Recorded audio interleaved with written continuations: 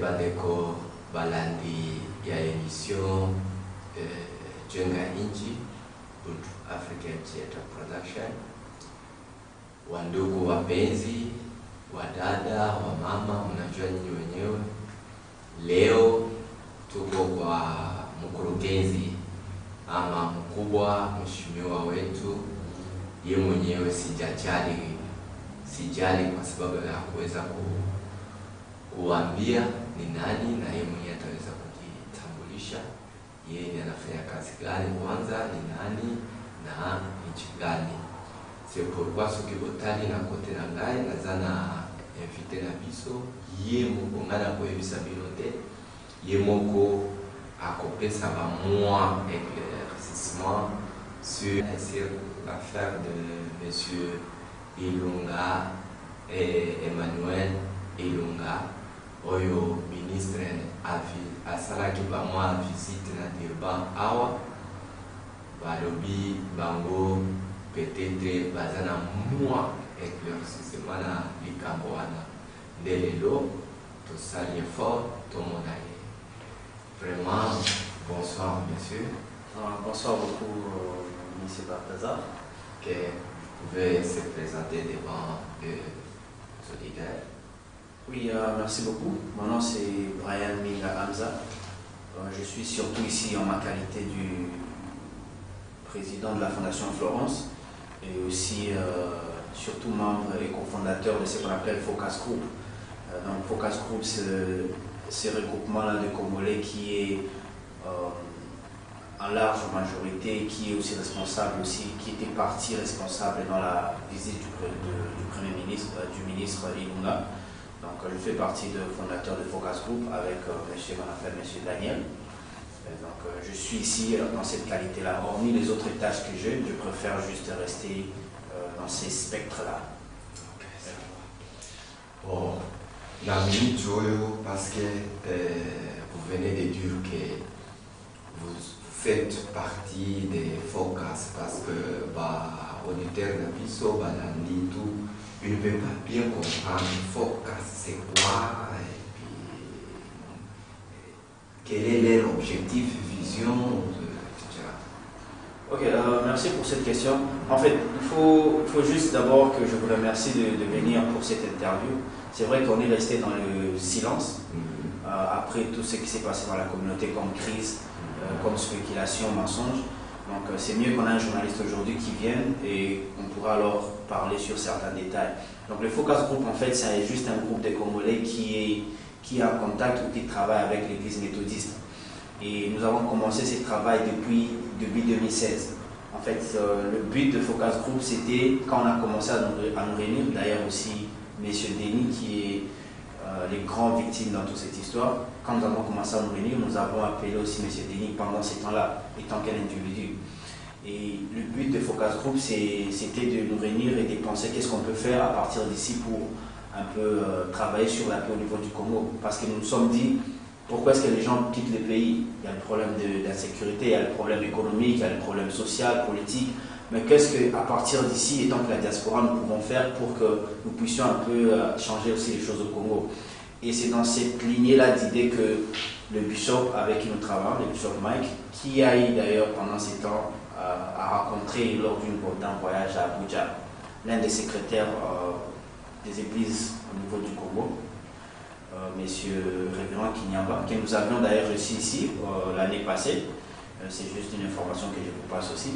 Donc dans cette lignée-là, l'idée c'était de nous mettre ensemble et de penser comment est-ce que nous pouvons impacter sur la situation au niveau du pays.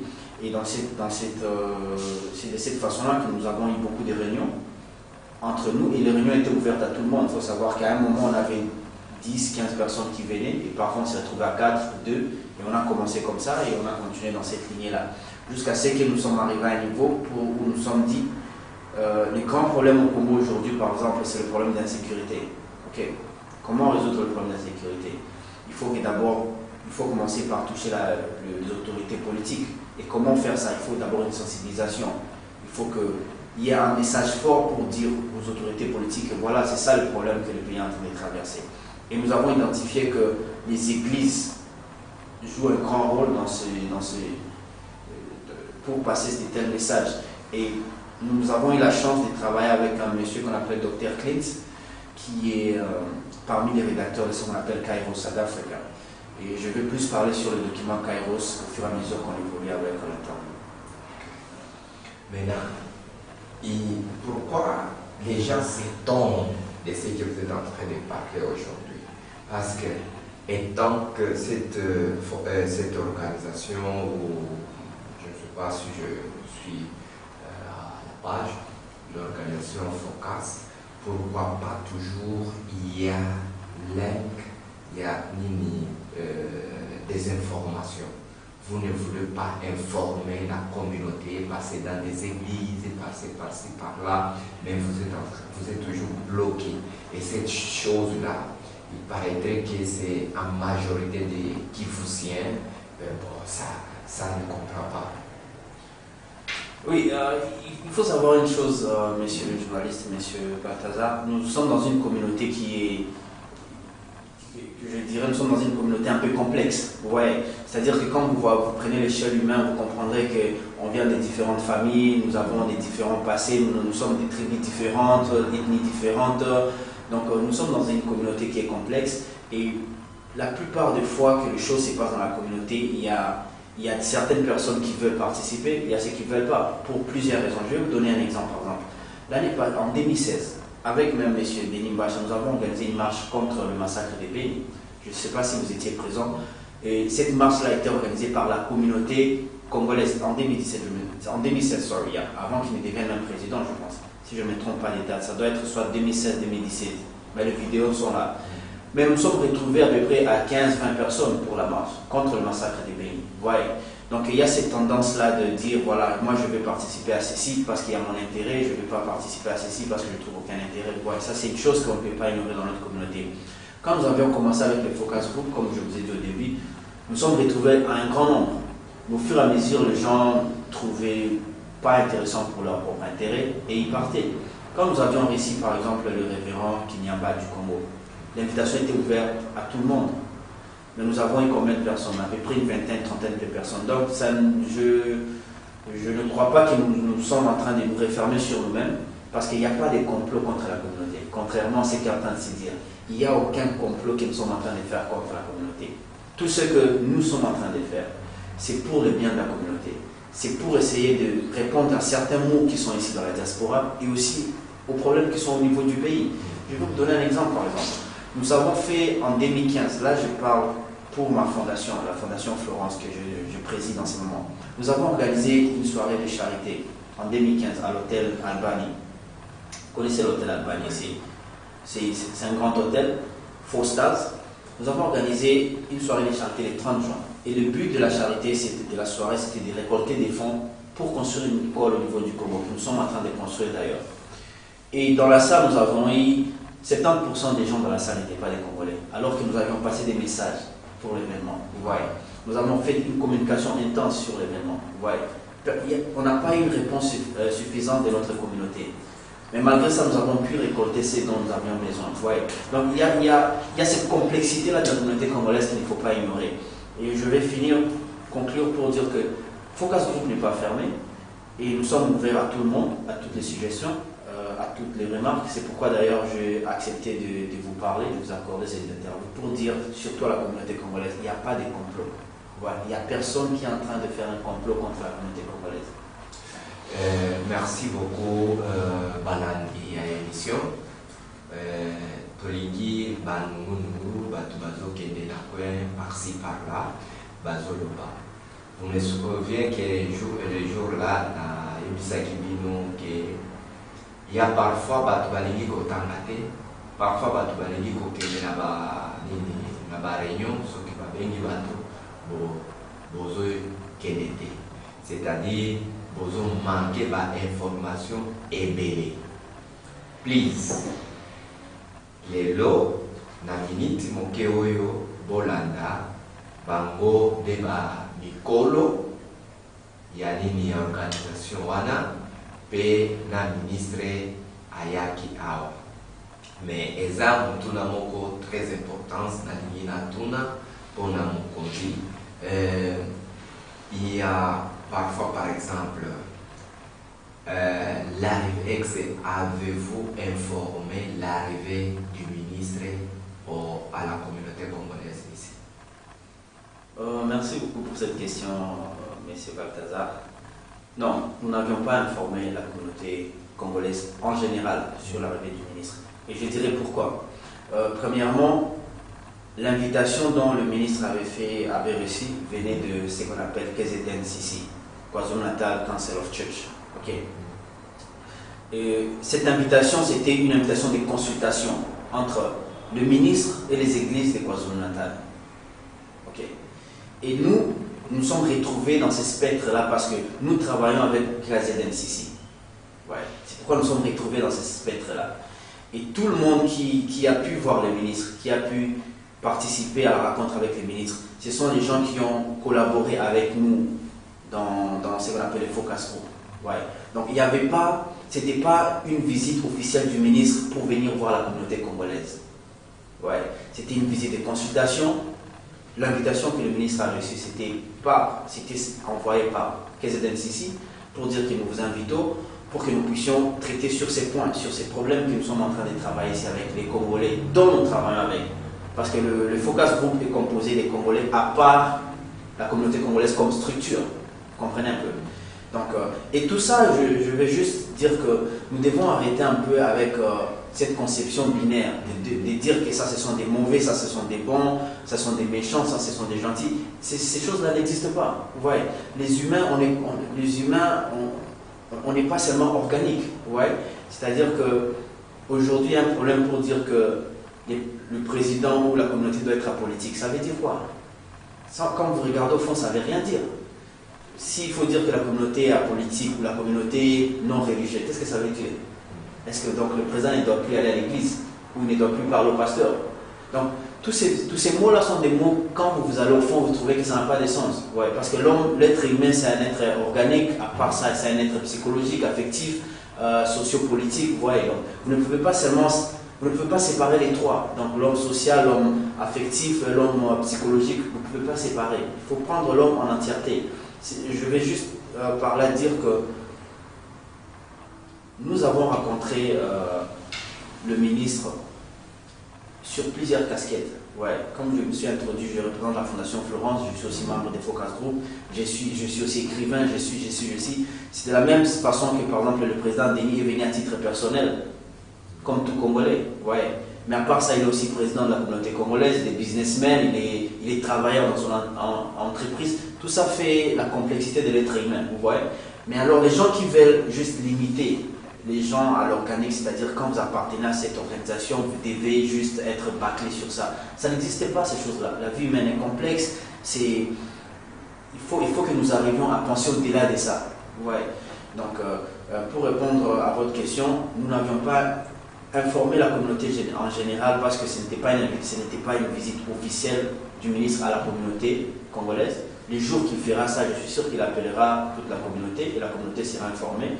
Donc voilà, c'est dans ce sens-là. Je suis sûr que si la communauté congolaise invite par exemple le ministre, disons un ministre sud-africain, c'est à eux, ça sera libre à eux d'inviter qui veulent inviter. S'ils veulent inviter par exemple notre fondation ou s'ils veulent inviter Boutou, c'est à eux, c'est libre à eux d'inviter qui ils veulent voir à leur événement, manifestation. Donc c'est dans ce sens-là. Ouais. Et ce n'était pas adéquat ou ce n'était pas urgent, c'est que toute la communauté puisse être informée parce que c'était une visite de consultation. Ouais. S'il y a une autre visite au futur, peut-être on verra si ça sera ouvert à tout le monde. Ok, c'est bien. Et dans votre groupe, c'est-à-dire vous êtes des Congolais, vous êtes là, des Congolais. Ok, pourquoi pas vous aviez seulement limité et choisi Macha pour participer à la réunion, pas son comité exécutif, même pas son fils. Pourquoi pas? Ok. Merci beaucoup, M. Balthazar. Encore, je vais revenir pour dire que les Focus Group a commencé depuis 2007. Ouais. Et les gens qui ont rencontré le ministre, c'était les gens qui font partie du Focus Group. Ok. Et les 2, 3, 4 personnes, je pense, qui étaient là, je ne sais pas qui les a invités, Ouais. Mais il y avait, je pense, 2-4 personnes qui ne font pas partie des focus group, qui étaient invitées aussi. Peut-être ça doit être des amis, quelque chose comme ça, qui ont été invités par d'autres membres des focus group. Okay. Donc, si M. Mbacha s'est retrouvé dans la réunion, c'est parce qu'il fait d'abord partie des focus group en tant qu'individu. Parce qu'il a commencé, on l'a invité dans le processus quand nous avions commencé. Et il est venu à des réunions. Ouais. Et quand nous avons reçu la visite du révérend Kinyamba, M. Mbacha était là aussi. Ouais. Ça n'a pas posé un problème. Pourquoi ça n'a pas posé un problème? Ouais. Parce que, comme je l'ai dit, tout ça, il y a des causes qui sont cachées. Après vous, c'est-à-dire Mbacha fait partie de cette organisation. Il fait partie du focus group. Et il a fait partie des focus group avant même qu'il devienne président de la communauté congolaise. Ouais. Il toque un individu. C'est comme je fais partie des focus group aujourd'hui, j'ai fait partie de la Fondation Florent, j'ai fait partie des Assonnettes, je fais partie des Congolais Solidarity Campaign. Ouais, un peu. Donc on ne doit pas limiter les gens à l'organique, c'est ce que j'étais en train de dire. Ok. Ouais. D'après vous, oui. Parce que nous avons appris que le ministre lui-même, il a rédigé dans son Facebook page dire que, soi-disant qu'il était venu en mission à Durban, là où il devrait répatrier 600 et des familles. Vous croyez que les ministres peuvent écrire les choses là mensongères dans son Facebook, comme ça mature ou quoi? Quelle a été sa mission d'abord, d'après vous, ou c'est au contraire de ce qu'il a écrit? C'est pas très rare. Moi, je ne suis pas responsable des propos tenus par le ministre. Ça, c'est une chose. Je suis là juste pour dire ma version des faits. Okay. Le ministre est venu, comme je l'ai dit, en consultation. Okay. Et pour que les gens puissent être rapatriés, c'est un long processus. Ouais. Ce que le ministre a écrit par rapport aux 600 familles, je le dirai si clairement devant les caméras, je ne connais pas l'histoire des 600 familles. Nous n'avions pas parlé des 600 familles avec le ministre. Okay. Donc c'est à lui, peut-être si vous avez l'occasion de le rencontrer ou de le parler ou de l'appeler, demandez-lui où est-ce qu'il a trouvé les chiffres des 600 familles. Parce que nous n'avions pas parlé des 600 familles. Dans la conversation que nous avons eue, oui, il a été question de Congolais qui voulaient rentrer volontairement au pays. Parce qu'on ne va pas se cacher la face, il y a des gens qui veulent rentrer au pays, mais ça doit être volontaire. Ouais, ça c'est une chose très importante qu'il faut souligner. C'est volontaire. Personne ne sera pris dans sa maison par force pour être rapatrié au pays. C'est des gens qui doivent dire que voilà, moi je suis prêt, je veux rentrer dans mon pays. Et c'est à partir de là qu'il y aura maintenant tous ces mécanismes-là en place pour permettre à ce que quelqu'un rentre au pays et qu'il puisse aussi intégrer dans la société. Et c'est pourquoi dans la consultation avec le ministre, il était question de poser la question pour lui dire qu'est-ce que vous, étant que gouvernement, vous pouvez faire si quelqu'un souhaite rentrer dans son pays. Ouais, donc les dialogues, la conversation était à ce niveau-là. Mais il n'était pas question de dire qu'il y a 600 familles qui veulent rentrer maintenant et qui vont rentrer avec les ministres. Nous n'avons pas eu cette conversation-là. Bien que nous savons qu'il y a des gens depuis 2015 qui étaient au camp à Isipingo qui avaient souhaité que les Nations Unies puissent les rapatrier au niveau du pays. Il y a bien sûr un mécanisme qui est en place pour faire rapatrier les gens au pays. On ne peut pas ignorer ça, qui est d'ailleurs, si vous allez à RACS, il y a ces processus-là qui sont en train de piloter. Mais c'est un long processus. Mais il y a des gens qui passent par ces processus-là. Alors, nous, on a pensé à un processus plus court, plus rapide, et surtout que nous sommes Congolais, nous connaissons la réalité de notre pays. Il y a des problèmes d'insécurité. C'était très important que nous puissions avoir un dialogue avec les autorités pour leur dire, pour leur poser des questions pertinentes. D'ailleurs, c'est parce que vous n'étiez pas dans la salle, si vous suivez la vidéo de la rencontre avec les ministres, les gens qui ont posé des questions, c'était vraiment des questions critiques. Ouais, il y a des questions sur la sécurité, il y a des questions sur le problème économique, il y a des questions sur le problème social aussi. Il y avait des questions techniques aussi posées au ministre. Donc je vais juste dire qu'il y a eu beaucoup de mensonges par rapport à tout ça, de tous les côtés, parce que vous savez, on ne doit pas être aussi extrême. Ouais. Dans toute chose, c'est comme on dit dans la logique dialectique, une chose peut être partiellement fausse et vraie en même temps. Ouais. Oui, je crois que vous êtes quelqu'un de...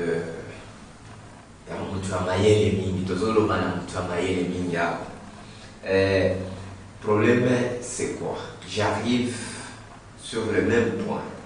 Je voulais que nous poser ma question concernant la demande d'accusation.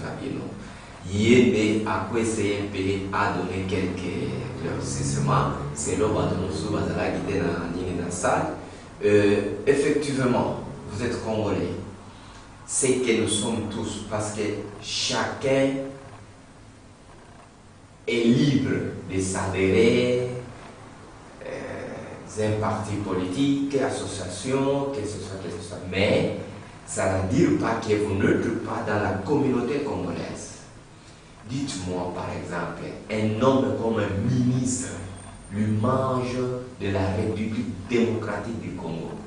Et selon vos propositions, devant les gouvernements, vous ne voyez pas que vous êtes pourquoi pas informer officiellement la communauté congolaise, c'est-à-dire les gens qui représentent la communauté, d'être informés. Pourquoi pas ça? Par exemple, pour vous, étant que vous êtes le président de la communauté congolaise, quelqu'un qui fait vous traitez les affaires de la communauté, c'est-à-dire de la population là, qui vont retourner volontairement. Mais vous croyez que la communauté peut être échappée de ça? Monsieur Balthazar, comme je dis, nous avons commencé depuis 2016. Yeah. Okay. Nous sommes un processus qui est en cours. Yeah. Okay. Bien sûr qu'une communication devrait être faite par rapport à cette visite, mais nous avons été pris par le courant des événements. Ouais, nous avons été pris par le courant des événements.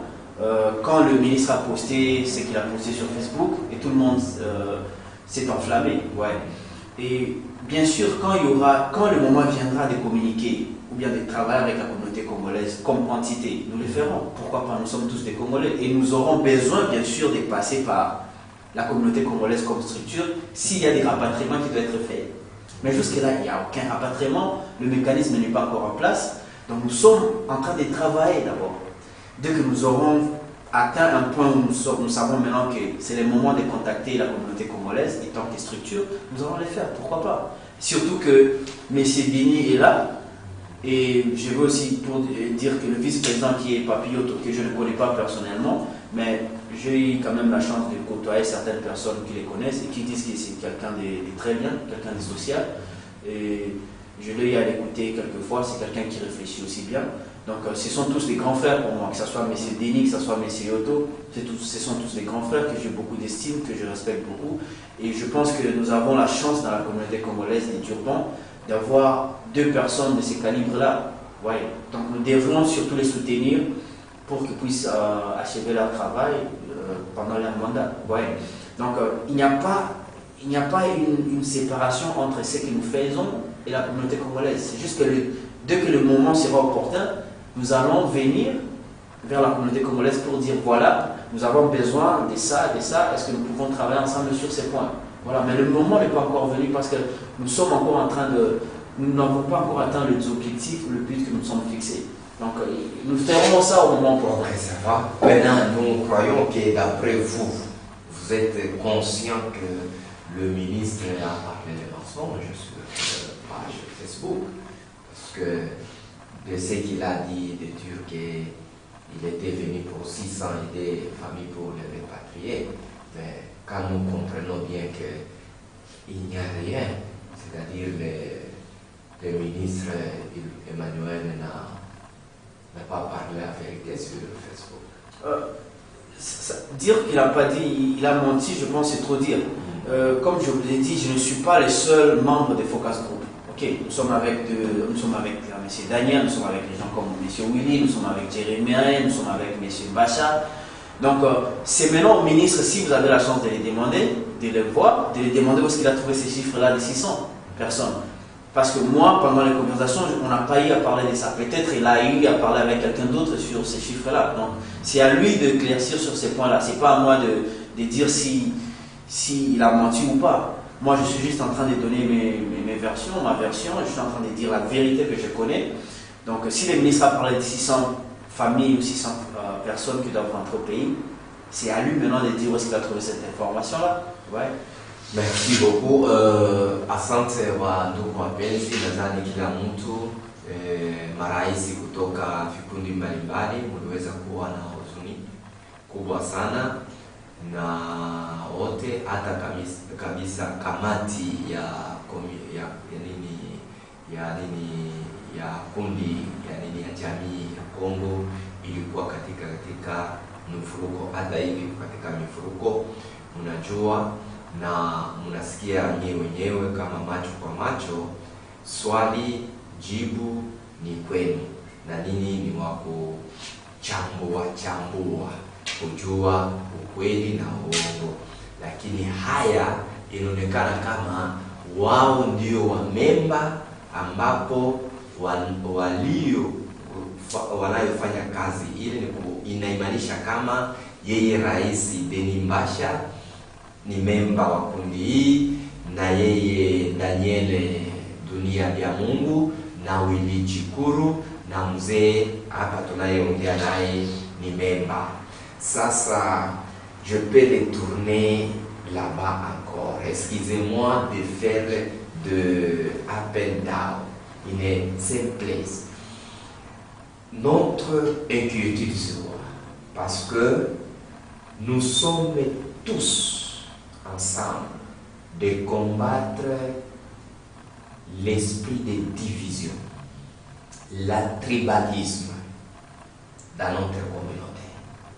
Maintenant, vous, je vois que vous êtes très intelligent et encore garçon que je connais depuis que je vous ai rencontré, que vous avez trop maillé. Vous comprenez? Maintenant, d'après vous, selon notre mission, la communauté congolaise, acte oyo et comme vous venez de dire que non, président Mbasha, il est membre et il savait toutes choses là, mais lui n'a pas informé la communauté congolaise ni son comité exécutif. Vous aussi, parce que vous aussi vous êtes des autorités dans la communauté, vous assumez des postes très importants. Vous n'avez pas arrivé à informer toutes les autres, ni médias, l'arrivée d'une autorité comme ça. Et que vous croyez ça amène au chemin de l'unité et transparence, ou ça nous amène à la division? Merci beaucoup, Monsieur Balthazar. Je pense que c'est une question très importante, mais aussi difficile. Et je vais essayer d'y répondre. Nous allons encore revenir sur le problème de la communication. Ouais, comme je l'ai dit, l'invitation qui a été envoyée avait son objectif. Okay. Et c'était une consultation. Et comme vous savez, une consultation, ça s'est fait avec un nombre aussi limité et avec des objectifs précis. C'est vrai que j'ai aussi dit que nous avons été pris par les événements. Ouais. La visite du ministre, je vais aussi éclaircir sur ces points. La venue du ministre a été, disons, nous avons fait ces programmes-là à partir de décembre l'année passée. Okay.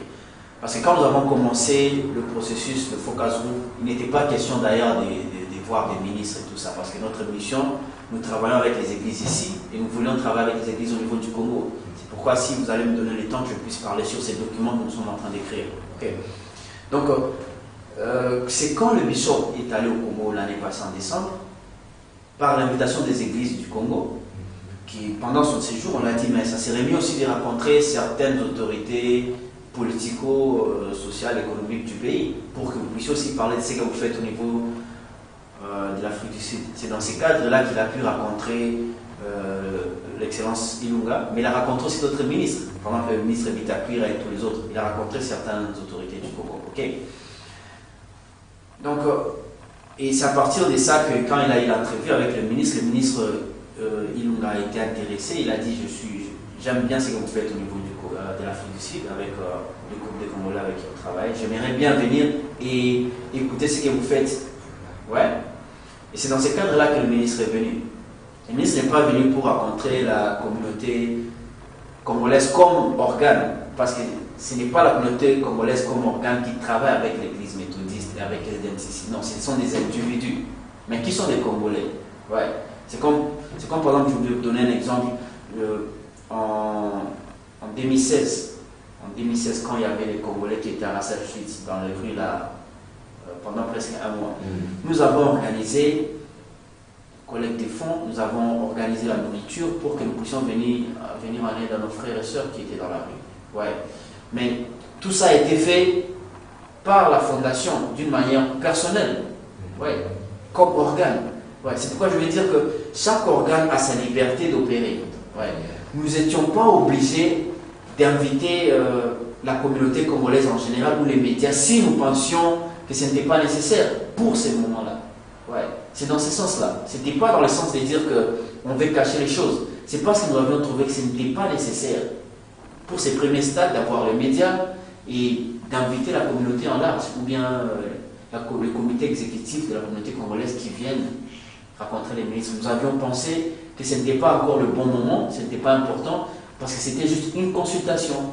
Et notre partage avec les ministres, c'était sur des points que nous avions déjà traités dans le focus group. Par exemple, les documents, les Kairos documents sur la responsabilité des églises au niveau du Congo. Et les rapatriements, qui est d'ailleurs, je vais les dire ici, dans votre émission, c'est la dernière étape de notre projet. Ouais. Ce n'est pas une priorité pour nous.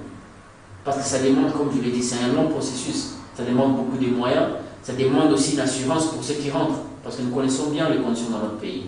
Donc on ne veut pas que quelqu'un rentre ici, il arrive au Congo et il trouve des ennuis. Voyez un peu.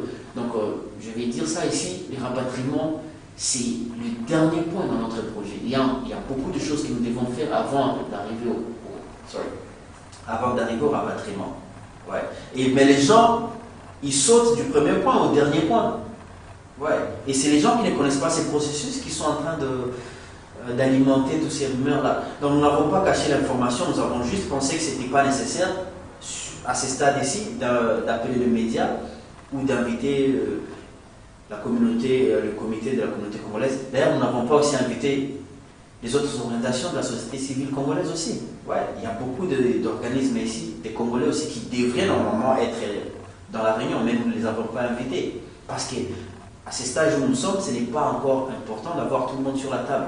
Quand le moment viendra, par exemple avec les documents Kairos, on va inviter tout le monde. Ça, c'est dans les plans. Tout le monde sera invité pour participer, pour donner son avis sur les documents, pour corriger. Ça sera fait publiquement. Ouais. Donc, c'est un processus. C'est un processus, messieurs. En tout cas, merci beaucoup. Je crois que je ne sais pas si on a oublié quoi que ce soit. Makambo manungu ezoleka, il fallait que tout y encore polele parce que toligi unité. Toligi tout y a wana balobi te tokota bayebisa biso ya solo te ezali. Soki balobi obandimi. Eloko oyo naza na eloko te donner comme commentaire. Question ezalaka to yoka ye mokonzi yanini azali awa. Et puis je crois sur l'affaire nini mokonzi na biso Emmanuel aza mokonzi na biso aza ministre chargé nini na makambo ya nini ya ba Congolais nyonso baza na diaspora. C'est-à-dire ayaki awa na bangunungunu ye ayaki na mission na invitation ya église avec pasteur Mar. Merci beaucoup. Je ne sais pas si on a oublié quelque chose, si vous avez une autre à dire ou quoi que ce soit à la communauté, à l'intérieur de la Bible. C'est votre temps, vous pouvez le dire. Oui, merci beaucoup. Je voulais juste rebondir sur le document Kairos, qui est très important d'ailleurs pour notre travail que nous sommes en train de faire actuellement. Il faut savoir que Kairos, qui veut dire d'ailleurs le moment porté en grec, c'est un document que nous sommes en train d'écrire actuellement et qui parle aux églises au niveau du Congo. En Afrique du Sud, vers 85, donc pendant l'apartheid, les églises sont venues ensemble pour dire que, mec, qu'est-ce que l'église est en train de dire par rapport à la situation qui sévit dans les pays? Et les églises sont venues ensemble, des églises écuméniques, c'est-à-dire que avec des confessions différentes et tout ça. Ils sont venus ensemble, ils ont écrit un document qui parlait sur les églises, sur la mission prophétique des églises. Vous voyez? Parce que l'église a une mission prophétique, c'est-à-dire d'être la lumière et d'être la voix dans des moments critiques de l'histoire. Alors, nous sommes en train d'écrire aussi un document qui parle sur les églises du Congo. Quelle est la voix des églises du Congo par rapport à la situation qui se passe au pays? Il faut savoir que le Congo, c'est un pays chrétien. Si je ne me trompe pas, c'est peut-être 75% des chrétiens, si je ne me trompe pas. Donc, nous sommes en train d'écrire ce document-là pour demander aux églises quelle est votre position par rapport à ce qui se passe au Congo, par rapport à votre mission prophétique. Où est la voix de l'église dans la situation qui se passe au Congo? Ouais.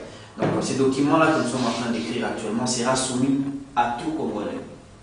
Pas seulement ici à Durban, à Johannesburg, à Pretoria et à Cape Town.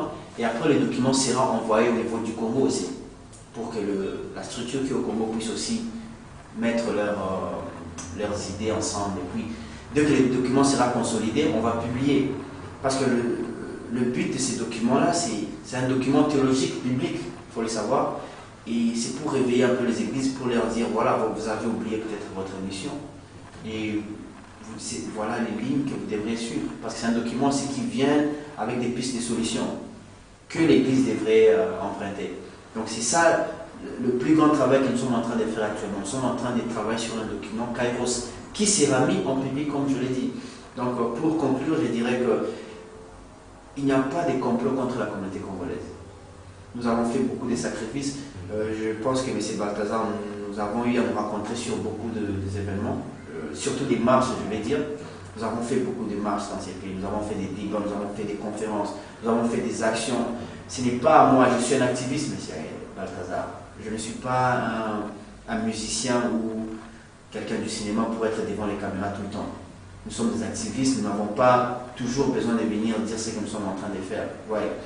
Mais je dirais juste qu'il n'y a pas de complot. Tout ce que nous sommes en train de faire, il y a des gens qui font des sacrifices énormes pour cette communauté, jour et nuit. Jour et nuit, ils sont en train de faire des sacrifices énormes. Je ne citerai pas leur nom ici, mais il faut juste que la communauté sache que c'est vrai qu'il y a eu ces malentendus des communications, mais il n'y a pas de complot contre elles. Ce que nous sommes en train de faire, c'est pour voir comment est-ce que nous pouvons avoir une communauté soudée, unie. Je pense qu'il y a une crise actuellement dans la communauté, dans le comité exécutif de la communauté congolaise, mais je pense qu'il y a eu de résoudre ça. Ce sont des personnes matures et je suis sûr que nous allons trouver une solution par rapport à ça. Voilà. Donc il n'y a pas de complot contre la communauté congolaise. Tout ce que nous sommes en train de faire, d'ici là, dès que le moment sera opportun, sera mis au public et les gens pourront aussi s'exprimer par rapport à ça. Donc il n'y a pas de complot et je vous remercie surtout d'être venu et de m'avoir accordé ces temps. En tout cas, merci. Merci beaucoup. Asante ndugu wapenzi, tunapigia asante kwa kuweza kutufuata. Hii ndio ukweli. Siwezi kusema zingine za kusema njoo, kama kuna kwa zingine uipikia tu simu, tutakuya utuambie sasa ni mtu fulani njoo kuna kweli kupitia haya kwa safari ya yeye mkubwa ministre wa Bakongole ya diaspora alifika hapa na aliitwa kwa kundi fulani tofauti na kundi yetu ya bunduku inatuweka sisi wote, manake communauté congolaise inatuchanga sisi wote, waganga, wanani, kundi zote za kila aina inatuweka pamoja.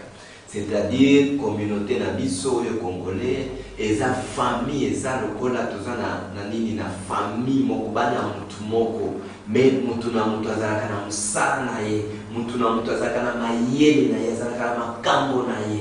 C'est-à-dire ministre oyo ba eza tozana ye awa abimi alobi ndenge ezalaki eza lelo te, alobaki pe na réunion, mais bolobaki te no yo buntu ozalaki te, no bato kondima te, parce que yo soki okuleki kaka vraiment ba question na yo tokozwa vérité. Vraiment là c'est la simili aza vraiment merci beaucoup. Peut-être que bamisusu wana alobi tokolanda bango pe lisusu po boyeba vérité ezanini.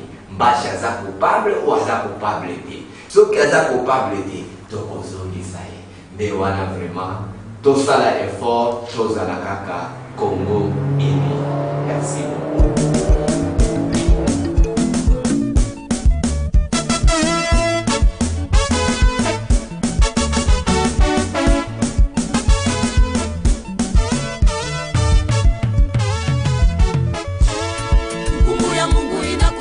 Jameni mkimbie, achana na mambo ya dunia, mkimbie hukumu. Yesu aliyemuua alienda kama mwana kondoo, atarudi kama simba. Yesu aliyemuua alienda kama mwana kondoo, atarudi kama simba. Hukumu ya Mungu inakuja, jameni mkimbie, achana na mambo ya dunia, mkimbie hukumu. Yesu aliyemuua alienda kama mwana kondoo, atarudi kama simba. Yesu aliyemuua alienda kama mwana kondoo, atarudi kama simba.